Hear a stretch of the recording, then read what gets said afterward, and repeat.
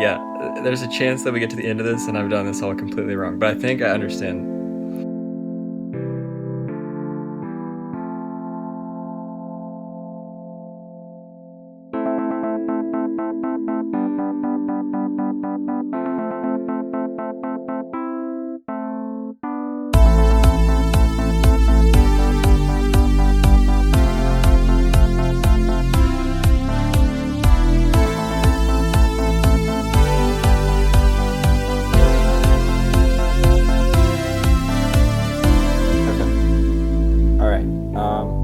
So I'm going to give you a little story time. I guess I'll title this story. Well, you know what? I'm not going to title it because it kind of spoils it a little bit. This is my experience running from the coronavirus. So my girlfriend was studying abroad in France this past semester. And for spring break, I was like, okay, I'm going to go visit her. That'll be a good time to see her because I haven't seen her all semester. I really miss her. So I go to France. I'm a little bit nervous about the coronavirus. It's just getting started. It's like not in the United States at all yet. There's a little bit in Europe, but not very much. I'm like a little bit nervous. I've got masks with me. I wear it on the plane, like when I'm sleeping and stuff. But luckily no one sat by me on the way over there, so that was nice. I get there. I'm having a great time. Staying in an Airbnb. Everybody's healthy. No one in the town is sick. And while I'm there, my girlfriend and I are talking about, like, okay, is she going to come home, like, at the same time I come home? Because it's starting to get bad. She isn't a U.S. citizen, so, like, if something happened with the border, she wouldn't be able to get back in. She'd get, like, kicked out visa-wise and stuff.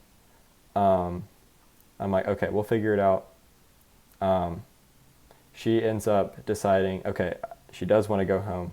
I'm scheduled to go back on, I think, Saturday the 14th.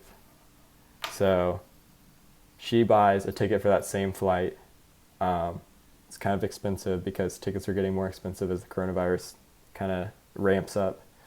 And then we go to stay in Marseille, which is like a bigger city in France, to do some sightseeing. It was great. It was a good time. Then I wake up. I guess it was, I don't know what day it was. I guess it was Thursday morning. Yeah, I have a text from Jack on my phone. It says, hey, are you all good? Trump decided to close the borders. And Jack basically saved my butt, saved my girlfriend from getting stuck in France. So props to you, Jack. I don't know how true this is. No, like for I'm real. sure I wasn't the only one to tell you that Trump was. I'm sure that was all over the news in France too. Probably, but let's put it this way. I'm kind of jet lagged. I wake up at like 6 o'clock in the morning. First thing I see is a text from you saying you good, like giving me the lowdown. I also had a text from my dad, but for the purpose of the story, I did look at your text first because it was at the top of the list. And I was like, shoot, I need to look at like the news. I like checked everything out. I was like, dang, that flight is like worthless now. Like I've got to get another flight. I'm freaking out. I'm like sitting in my room researching flights, and like I'll click on a flight and then it'll get sold as I'm like clicking on it. And I was like, dang, I'm in deep trouble here. I like I like contact my girlfriend. I get her and I'm like, look, we've got to figure this out. You've got to come back with me now. She's worried. I like don't have I have some money in my bank account, but definitely not enough for a flight. I like keep transferring money and like it's not enough to get a flight. And then I hit up my dad. I'm like, hey, I've got to have a little more money to buy a flight. He gives me some money. We go back and get her stuff all packed up. I'm like, okay, we've got to get out of here. So we survive. And then I finally find a flight. I find it through Lufthansa, and I guess it's because all these Americans don't know how to speak German, as they're buying all the Delta flights and all the United flights. But I was able to buy a German flight, and it gets me to Boston. I'm like, I just need to cross that border. As long as I'm in the U.S., I don't care where I am. So, And let it be known that Boston is not a great place to be in at this time. Yeah, that is It's true. one of the hot spots. Yeah, that's big. But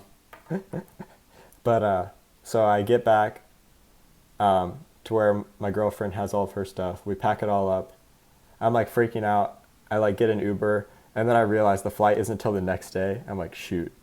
Okay. But then, well, I read the fine print, and it's like, okay, Trump's ban won't start until Friday at 11:59 p.m. So I'm like, okay, let's look at this flight now, realizing that now it's like the next day. It'll end up being in Boston at 7 p.m. on the next day. I'm like, okay, this is cutting it close, but we've got to do it. So the next day we get on the flight, fly from Marseille, France to Munich, Germany. It's fun because I get a little bit of experience in German, and I've studied German in high school and college. So that was kind of fun. We get to the German airport, and we have a 1 hour layover. I'm like, okay, 1 hour. It's not a ton of time, but like it should be enough. It'll be fine. And then I'm like, okay, we have to go to Terminal L. So we get on like a train, it takes us there. Right, okay, now it's just up some flights of stairs. Of course, every escalator is freaking broken. So I'm like carrying all this luggage going up the stairs, right? I finally get to the top floor. Then there's this huge line, and it's like, oh, it's like preliminary customs. I was like, oh no. Oh gosh, we've got like 30 minutes. And so we get in line. We get split up for 2 different lines because we have 2 different passports, right? I get through, and of course, the German guy stops me. He's like, hey, you don't have a stamp on your passport. How do you even get into this country? And I was like, what is happening right now? Of course, shout out to the French customs guy that didn't stamp my passport, because then I had to explain to him, like, okay, look, the French guy didn't stamp my passport. He just like let me in the country, and he was like, I don't know, all he did was he was like, and then he just stamped it and let it go. So the only stamp I have on my passport is from Germany, and I was only in Germany for like 45 minutes. Which is, yeah, that's kind of disappointing. But anyway, I get through, she gets through, we run, and then of course there's another line, or a queue as they call them in Europe, and they're asking people if they have the coronavirus. That's all that line is. They're like, have you been in, I don't know where they asked, like they asked if we'd been in China, Korea, or I think Iran. Like that's all it was at that point. In the past 14 days, we're like, no. They're like, do you have any fever symptoms? We're like, no.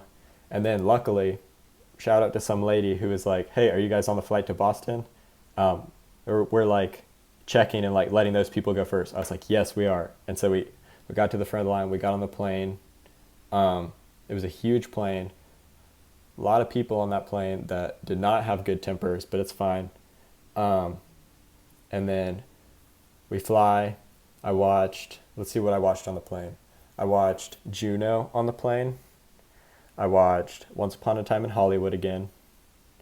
And I watched Parasite. So I finally completed watching all the Oscar movies while on the plane, because I hadn't seen Parasite yet. I did really enjoy Parasite. That was a good one. It's a great movie. Mm-hmm.